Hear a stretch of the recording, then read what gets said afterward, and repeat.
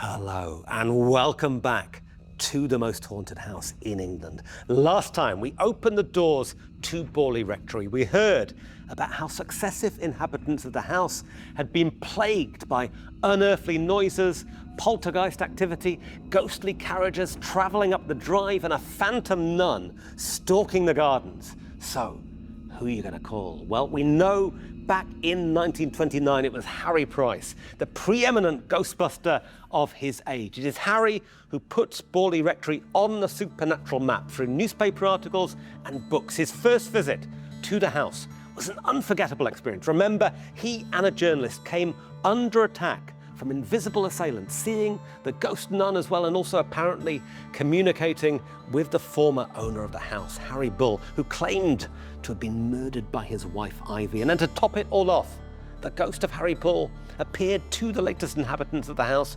manifesting in front of them in his favourite smoking jacket. You've got to admire a ghost with style, right? It is, as they say, a lot. So hold on tight, because we've got a shed load to investigate already, and plenty more to come. Welcome back to Borley Rectory. I'm Danny Robbins, and this is Uncanny Cold Cases.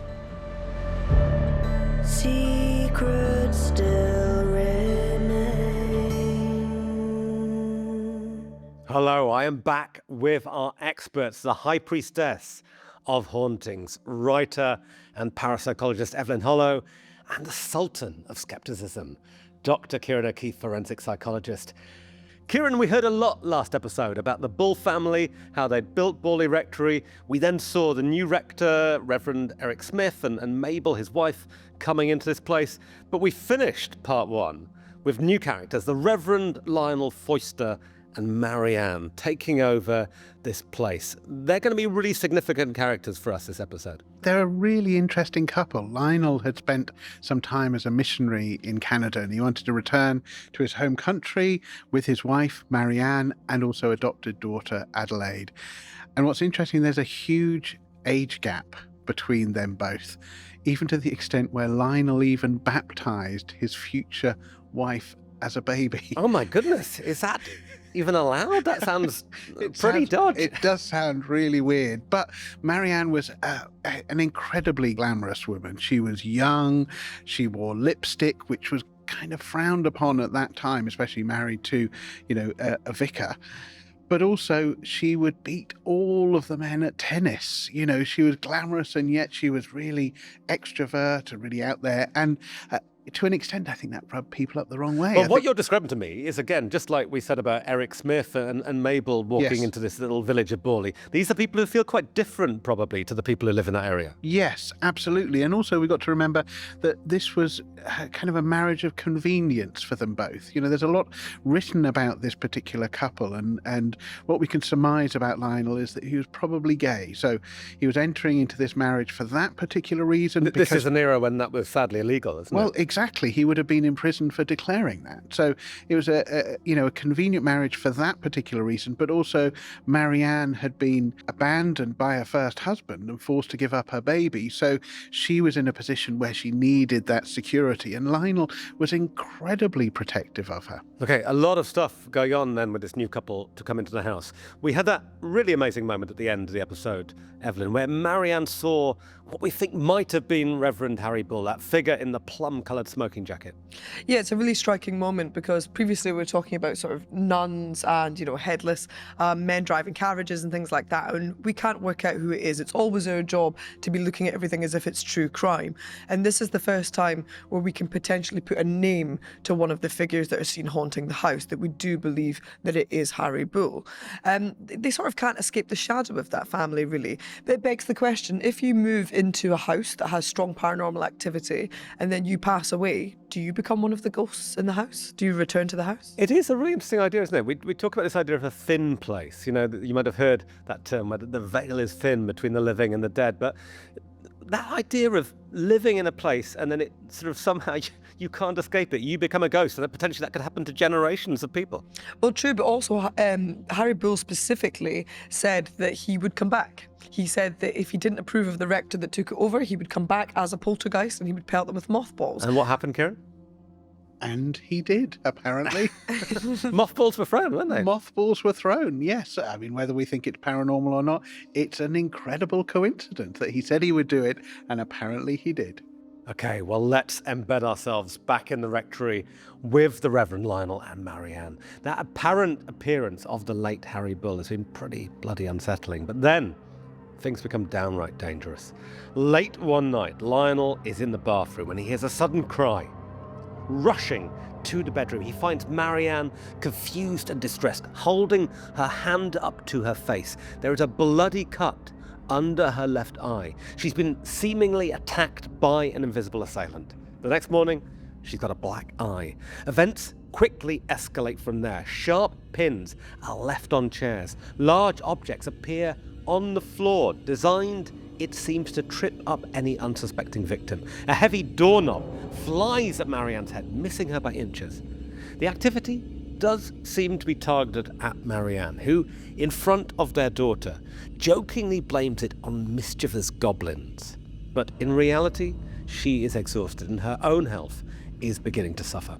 One night, the family sit down to eat dinner, but are interrupted every few minutes by a stone or kitchen utensil flying across the room at them. They resolutely try to ignore these objects whizzing around their heads and carry on eating until a knife strikes Lionel's hand.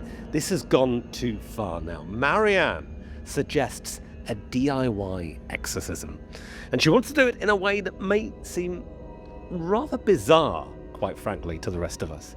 Using creosote, a chemical mixture derived from tar, often used for preserving wood. But back then, people would sometimes burn it to fumigate a house, using it to smoke out mites. Will it work on the invisible forces in the rectory? Well, let's see.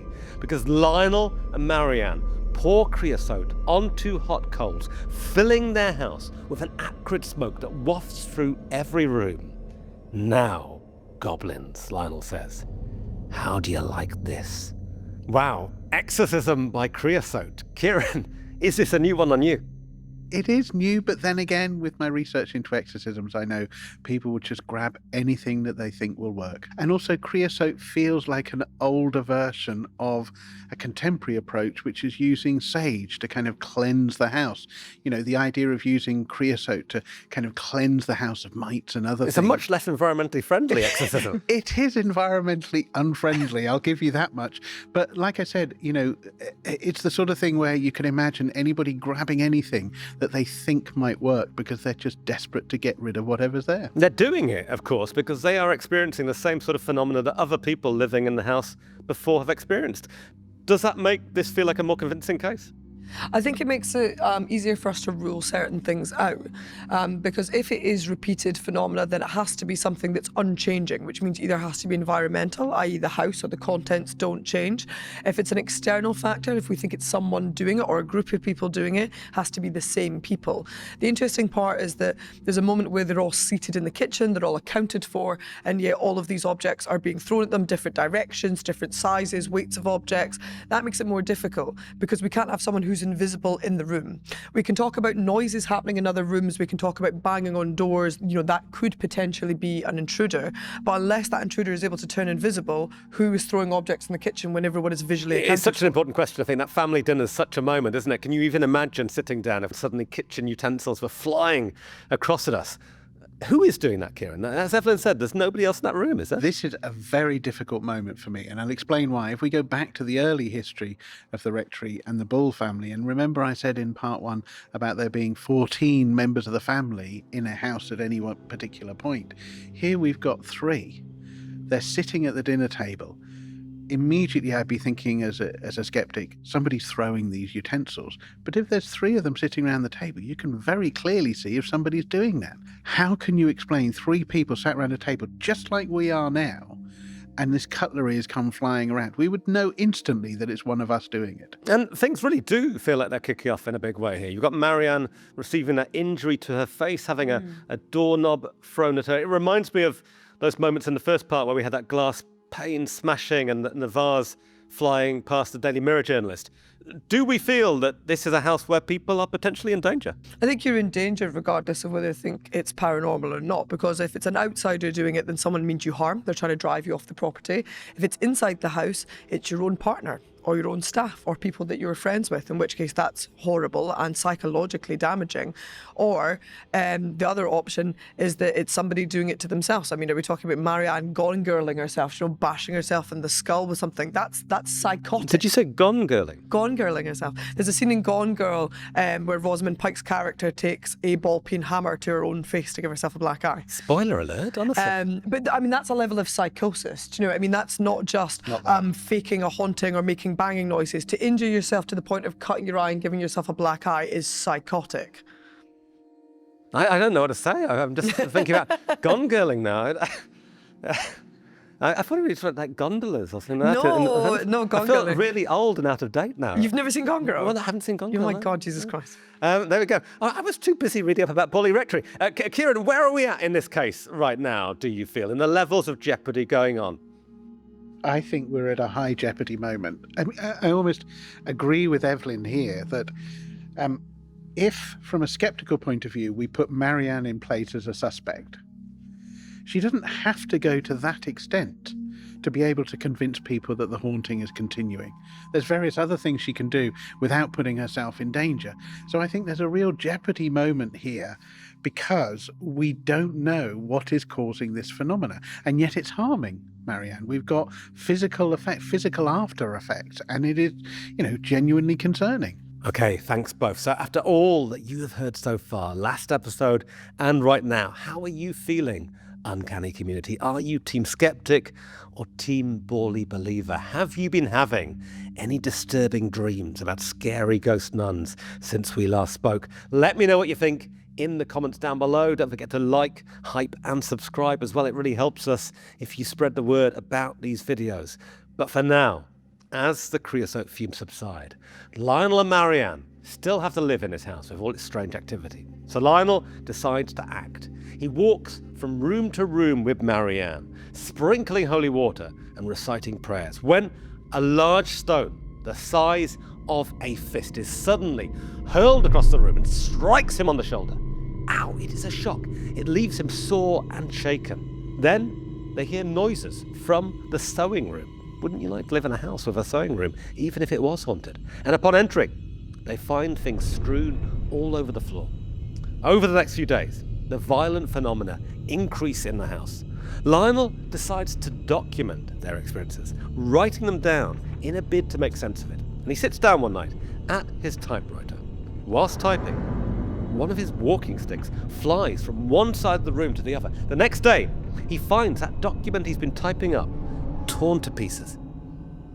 It all feels nasty now, doesn't it? Like someone or something is slowly upping the dosage of fear. And then something really creepy happens. The Foysters begin to find strange scribbles on the walls of the rectory. The name Marianne appears scrawled in shaky handwriting on a corridor wall. Lionel writes a reply beneath it. What can we do? Days later, a new message appears. Marianne, please get help. Followed by get light, mass, prayers. Here, a command, they believe, to hold a Catholic mass inside the rectory. They hold a mass, but events just seem to escalate even further now. Kitchen implements fly through the air. The servants' bells ring. The contents of cupboards are tossed all over the floor. A fire is deliberately started in an unused room. Marianne is thrown repeatedly from her bed, lying on the floor, the mattress and bedding thrown over her. With both her and his health suffering now, Lionel is at a loss for what to do. Which is when he gets talking to the Bull sisters, still living down the road in the village and still wanting proof that their brother, Harry Bull, was murdered. They suggest to Lionel getting that other Harry back, Harry Price. Price takes the call and is delighted to get a chance to investigate the house again. So on 13th of October, 1931, the great Harry Price returns to Borley Rectory, this time accompanied by members of his group, the National Laboratory of Psychical Research. Marianne Foyster is feeling poorly that first evening when they arrive, and soon after dinner, she faints and is taken to bed. As Harry's team prepare to investigate, suddenly a claret bottle is thrown down the stairs, smashing in the kitchen below. Bells ring by themselves again, pebbles rain down the stairs, and they hear a cry from Marianne's room. They find her bedroom door is mysteriously locked and can only, it seems, be opened by the power of prayer. Marianne, exhausted, begs Lionel to send their guests away. The next morning, Harry Price returns to the rectory to give Lionel his conclusions. Fully expecting Price to be astounded by the previous night's events, Lionel is speechless when Harry instead announces that he believes the phenomena the previous evening was trickery, fake activity staged and orchestrated by a human hand, and that the culprit is Lionel's wife, Marianne. What the flip is going on here? Evelyn, it's a mic drop moment from Harry, isn't it? Do we feel this is an unfair accusation towards Marianne, or does he have a point here? We were talking about the couple earlier, how they were potentially controversial figures in this area. For anybody who's read about Borley, and there's lots of interesting books out there. There's a great book by the writer Sean O'Connor that came out a couple of years ago. If you read those kind of books, you will know that she is a really controversial figure. Yeah, so I think there's a level of demonisation to Marianne in the people in the town don't like her. Obviously, she's a bit out there. She wears lipstick. She beats all the men at tennis. She is in this lilac marriage to her partner, who is trying to cover the fact that he's gay. But they are very good friends. He's very protective of her. However, he would expect her to have extramarital affairs. And we know that she did have an affair with a handyman, possibly other people. But from outside perspectives in the village, it was not the done thing. So you feel she could be being demonised here, potentially? I mean, I feel it's not impossible that she could be at it. However, what happens to all the other people and all the other families that lived in the house? Because Marianne is a much later character. All right, it's interesting that earlier phenomena, the stuff we talked about, particularly in part one, Ciaran, Harry Price believed that was genuine. He witnessed things himself. What is going on now? Why this flip? Why is he crying fraud? Yeah, it's a really interesting point, because on the basis of that early phenomena and his conclusions, you would think that he is somebody that very much believes in this phenomena, and he's erring on the side of kind of the spiritualist perspective, and all of this is real, and yet now he's crying fraud. Well, the problem is his whole history in terms of his investigations of all manner of paranormal phenomena. There are moments where he comes out with conclusions to say this paranormal stuff is real. There are other times when he genuinely exposes fraud. And two things can be true. You can absolutely believe that some stuff was genuine and some stuff is fraudulent. Having a vase flying towards you, mothballs, that absolutely could have been genuine. Evelyn, that writing on the wall, it's a strange moment, particularly the fact that people are writing responses and getting answers. Yeah, it is incredibly weird. I mean, obviously, without us having any surveillance of the house, we don't know who is writing them. It's begun to feel a bit like an Etch-a-Sketch, I suppose, where you leave a question for the ghost. Well, we had that in the South Shields Poltergeist, of course. Well, that's literally This is the Edwardian equivalent, writing on that arsenic-tinted wallpaper. Yeah, it's really, really bizarre, and it's telling them to get help. In order to achieve that, you'd have to have a level of agency. Whatever is in the house would have to have thoughts, feelings, intentions. So are we talking about it being the spirits of deceased people? People with agendas in the house, and we already have a couple of suspects for who that might be. Writing on the wall, responses, could be a ghost, could be a person, right? I mean, is this something that we could pin on Marianne, potentially? I think, from my perspective, I think the evidence is building, but also let's look at her profile. All of the activity seems to happen when she's conveniently absent. But also she's in a situation in this small Essex village where she's bored, she's isolated. She's also somebody who, she has a real creative streak, and she's really interested in theatrics and drama. So, all of that makes her a strong suspect in this particular case. But not only that, Evelyn said herself, we know that she was having an affair with the handyman. She may have been having other affairs. Maybe she's using this phenomena to mask those affairs in some way, to kind of deflect attention. But there's another... That's pretty extreme, isn't it? That you'd invent a poltergeist to deflect attention from having it off with the handyman. It is, but then people in affairs do some quite extreme things to cover up the fact that they're doing that. So, it's one possibility. The other possibility is some interesting bit of trivia about her time in Canada. She actually spent some time in Amherst Hospital. So she heard of the Esther Cox case, Oh, my which goodness. we covered 2 weeks The Great ago. Amherst Mystery. Yeah, exactly. So she may have got inspiration from that case and be producing some of the phenomena here. Wow. So much to take in there. Evelyn, is this a case of extramarital activity or paranormal activity? I think even if Marianne was faking some of it, which is quite possible, she can't have been faking all of it.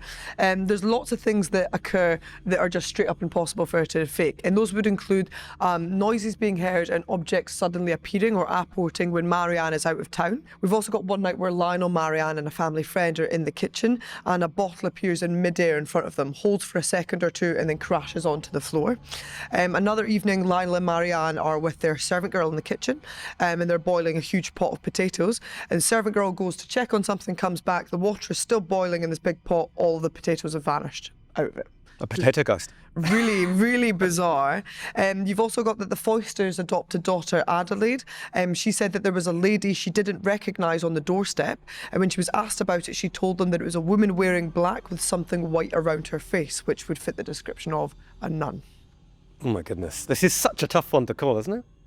That's it. I think with this case, it's so difficult because it spans so many people, so many different families, but there's this consistent streak of phenomena right the way through. The nun, the objects, certain other parts of the case, and yet it shifts every single time. But I would always say with longer cases, I would always expect that there's some element of human intervention, deliberately or accidentally, but also that anything weird that happens in the house, we automatically say, oh, it's part of the haunting, when it may just be strangeness itself. But there's so much that's inexplicable by human behaviour. Okay, well, look, let us see what happens next. In the aftermath of Harry's stunning accusation, Lionel absolutely refuses to believe that Marianne is faking phenomena. Harry is not invited back to Borley, but he remains fascinated by the case, convinced that that earlier phenomena he witnessed was genuine. But for now, it seems that his investigations of the house are at an end. Then, in 1932, the Foysters are contacted by a group of spiritualists who offer to help, led by the brilliantly named Guy Lestrange, literally Guy the Strange. The group of mediums hold a seance and claim to make contact with the spirit of the famous Borley nun. Lestrange claims that the nun was walled up alive, dying from starvation, and says that he has helped her spirit to move on. The next morning, incredibly, all the paranormal activity at the rectory seems to cease. The Foysters live at Borley for another 3 years, until Lionel's continued ill health finally causes them to leave. And Borley Rectory stands empty once more. It is just too tempting for a certain individual who has had a very large hand in building this house's reputation. Harry Price seizes his chance and is granted permission to rent the house for a year. At last, his investigation into Borley Rectory can recommence 24/7. But he's going to need help, so in May 1937, he places a classified advert in the Times newspaper, asking for volunteers to investigate Borley. 48 candidates sign up. Working in shifts, they spend many nights at the rectory, alone and in complete darkness, jotting down everything that they see. Though the activity is not as intense as during the Foysters' time there, they diligently report unexplained noises, objects seemingly moving by themselves, and cold spots throughout the house. The walls of the rectory are still littered with those alleged ghostly messages from the Foyster years, that writing on the walls, which has never been erased. And the researchers discover that if they respond to the writing by posing their own questions beneath it, the spirits will seemingly eventually reply. Some of the researchers organise a series of seances with immediate and spectacular results.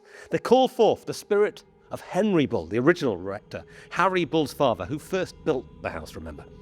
In a seance, it seems that he confesses to the death of a maid. They then say that they speak to that dead maid, who says that she was impregnated by Henry and murdered by him. Then they get Harry Bull, who confirms once more that he was murdered by his wife Ivy. And finally, they call up the phantom nun herself, now going by the name Mary Lair, who states that she was strangled.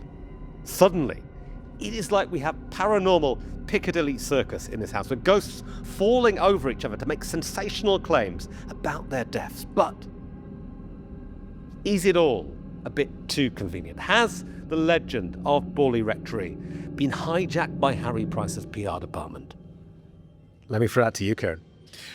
I think it's difficult because Harry Price has a career where we know that some of the investigations he did, he encouraged the media to come and get involved and to cover what he was doing. He liked attention, didn't he? He did, yeah. He was a great self-publicist. You know, he was really, really good at it. And he chose some particular cases that really had media interest. And here is a classic one. I'm in two minds about whether it's a complete PR stunt or not. We've got rival investigations now as well, haven't we? We've got Guy Lestrange coming in here. Those claims he makes about the identity of the nun, and he claims to banish her and release her spirit, we feel that doesn't hold water.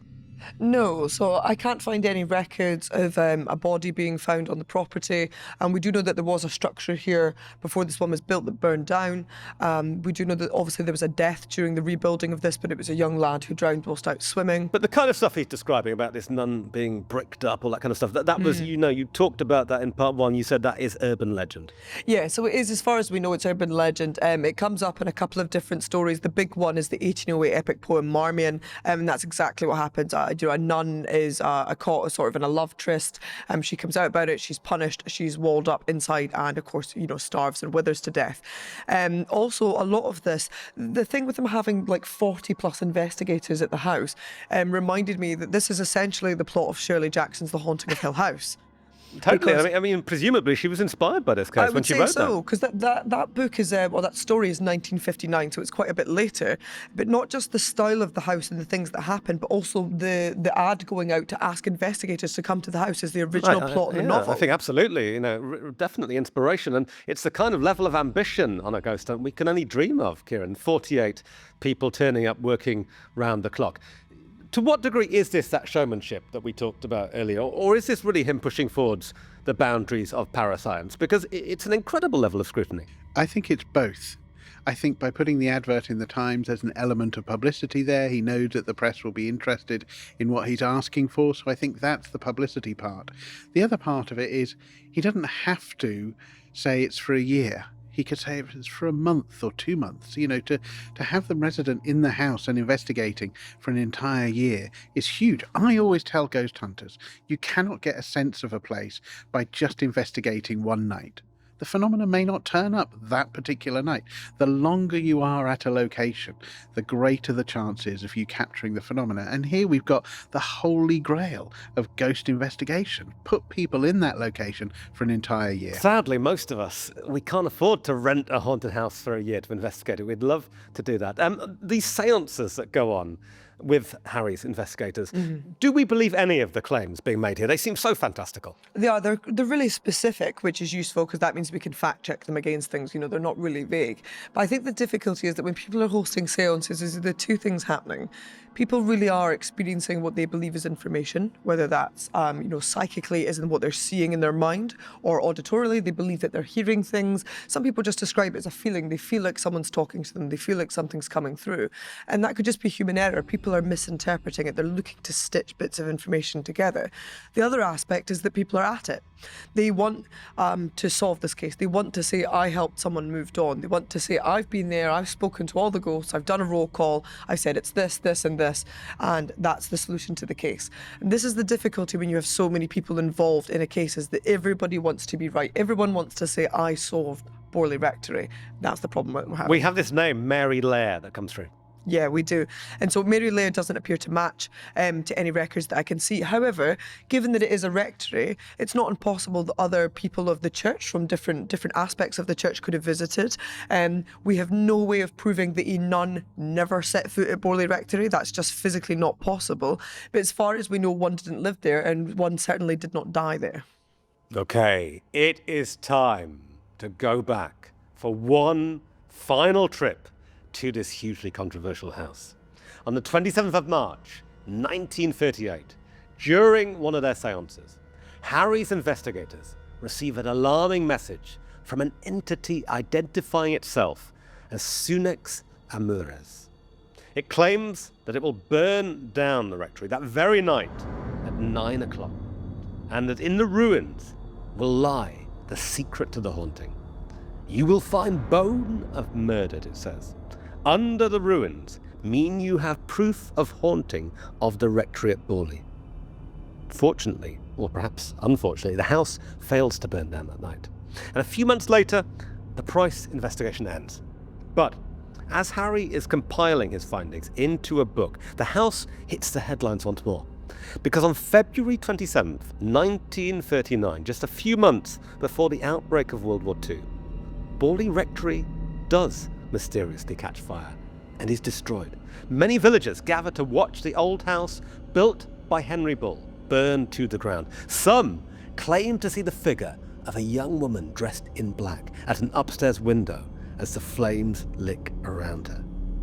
A year later, Harry Price releases his book, The Most Haunted House in England, to great acclaim. When Price is finally able to excavate the cellars at Borley in 1943, a section of a woman's jaw and a skull piece is found. They are more than 100 years old. In March 1948, Harry Price dies suddenly, aged 67. Within months, questions begin to be asked about his investigations at Borley. One journalist claims that he faked a photograph that appeared to show a brick levitating in the air. Another says that he caught Price throwing pebbles in the house when no one was looking. Could it be that Harry was just as guilty of fakery as Marianne, seeking to benefit from the publicity around this house? But despite the destruction of the rectory, the unexplained phenomena on that land seem to continue. Observers from Cambridge University make regular visits and document hearing unexplained noises and seeing strange lights. Some Polish army officers stay in the rectory grounds. They witness objects being thrown and hear phantom doors slamming. To this day, ghost hunters still visit the tiny village of Borley. Some claim to hear footsteps around the church. Others have heard the sound of those servants' bells ringing. Some even say that they've had pebbles thrown at them, just like Harry Price back in 1929. And one of those investigators, to have combed that site looking for clues, is you, Ciaran. Yeah, it would be pretty strange for a boy that was inspired by Harry Price not to, in some way, follow in his footsteps. Unfortunately, I couldn't go into Borley Rectory, having been burnt down, but I have been to Borley many times. I've investigated the church itself, but also I have sat on the Nun's Walk on the anniversary of her sighting in the hope that I would see the nun. I never did, but it was one of the most exciting moments of my life, which says something about my life, that I would be sitting on a Nun's Walk and just thinking, potentially this is what Harry Price was doing all of those decades ago. Well, I can say, look, I didn't want to tell you this, silly, but here she is now. No, I mean, wouldn't it be an amazing thing, though, to actually have an experience down at Borley? How did it feel being there? It was thrilling. It was like a boy visiting Disneyland for me. It was absolutely amazing.